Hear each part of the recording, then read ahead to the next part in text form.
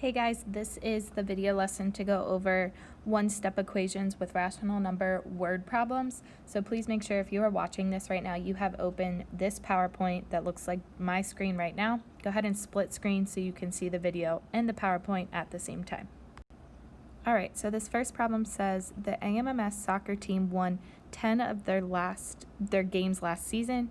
That was 2/3 of their games. How many games did they play last season? So a couple things about word problems. When you are writing the equation from a word problem, make sure your variable is never by itself. So what I mean is we can't write an equation where it equals x, okay? Because then we can't solve for x. So we first need to figure out what we want our variable to be. I like to put my variable the letter of whatever I'm looking for. So what I mean is, it says how many games did they play last season. So I like to use G for games played last season. Okay, so after you define your variable, let's figure out our equation. So they won 10 of their games last season. That was 2/3 of our total amount of games we played last year. So 2/3 times G, remember G stood for the games they played last season. 2/3 times G would give me 10, which is how many games they won last season. So once you have your equation set up, 2/3 times G equals 10.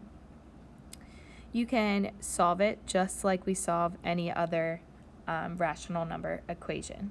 So remember, what you're looking at here is multiplication. So what I see, I then do the inverse operation of that. So I see multiplication, I'm going to do the inverse operation, which would be division.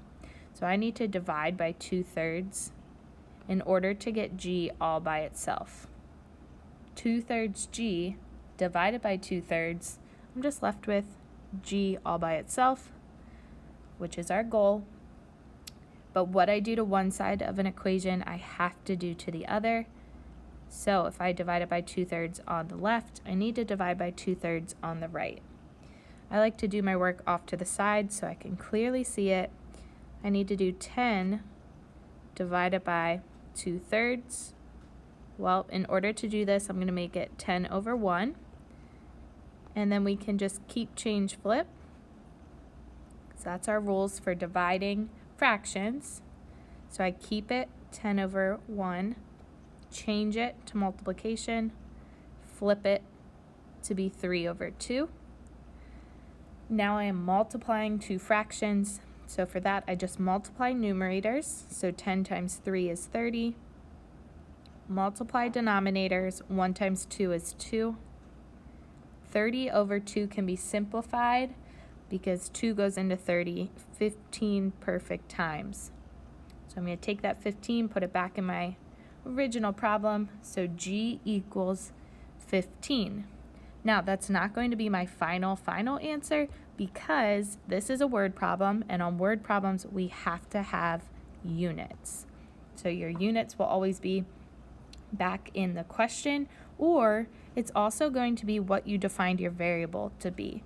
So G stood for the games played last season. So last season they played a total number of 15 games. All right, our next one. Ryan has a temperature of 102.1 degrees Fahrenheit. After taking some medicine and resting for 4 hours, his temperature dropped 6.4 degrees.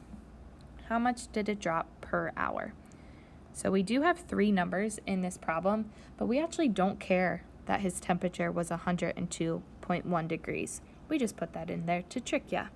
We need to figure out how much his temperature dropped per hour if we're looking at 4 hours of rest time and it dropped 6.4 degrees in those 4 hours.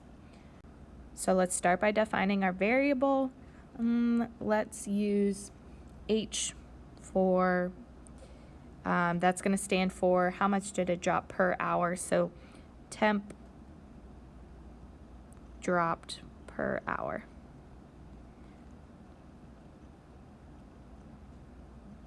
All right, after we define our variable, we are then ready to write our equation. So remember, biggest rule about this is you cannot have your variable by itself when you are writing the original equation.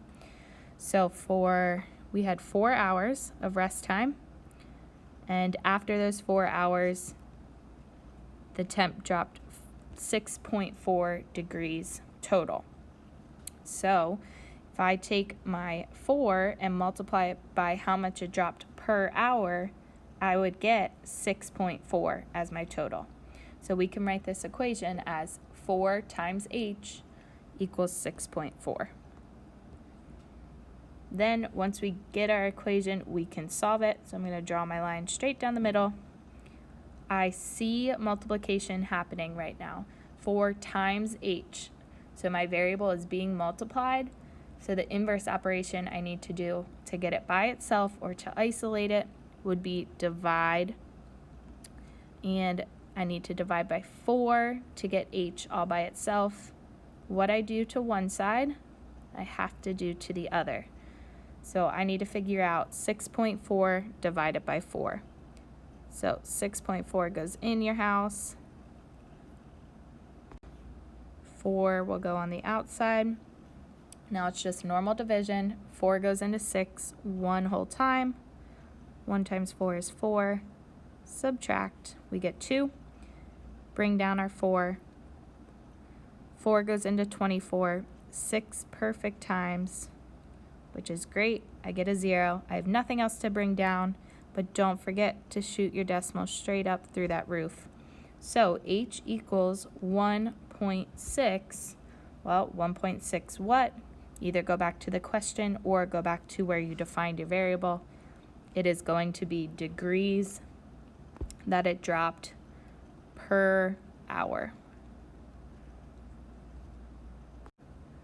All right, our next one says, Taylor went shopping and spent $21.06. Her bank account now has negative $43.82. How much money did she start with in her account?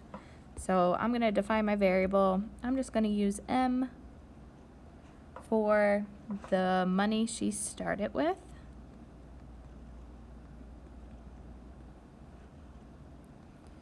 All right, so now I define my variable. I'm ready to write my equation. Well, her bank account now has negative $43.82. When she went shopping, she spent $21.06. So she's subtracting $21.06 from what she started with, which was our M, our variable. So once we have our equation, we need to solve it, draw our line straight down the middle. I see M minus 21.06. To get M all by itself, I'm going to add 21.06 to both sides of my equation. Now be careful, our addition rules say different signs subtract, right? I have a negative 43.82 and a positive 21.06. So I need to subtract these two numbers. So 43.82 minus 21.06. 2 minus 6, I can't do it, I have to borrow. 12 minus 6 gets me 6. 7 minus 0 is 7. Drop my decimal straight down. 3 minus 1 is 2. 4 minus 2 is 2. So M equals 22.76, but be careful. Again, our rule said keep the sign of the greater number. So this needs to be a negative $22.76. So don't forget your dollar sign on your final answer here. So her bank account started at negative $22.76 before she went shopping. All right, this next one, Miss Cattell is making mac and cheese. The total amount of prep time and the total amount of time to prep and cook the dish is 5/6 of an hour. If it takes 1/4 of an hour just to prep the dish, how many hours does it take to cook the dish? So let's define a variable. Let's just use H for hours to cook. So however long it takes to cook this dish. Well, our total amount of time for prep and cook is 5/6 of an hour.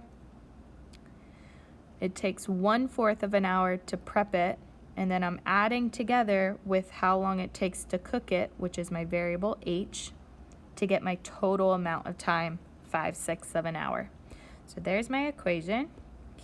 Now I need to solve. I'm going to draw my line straight down my equal sign. So I see it's 1/4 plus H.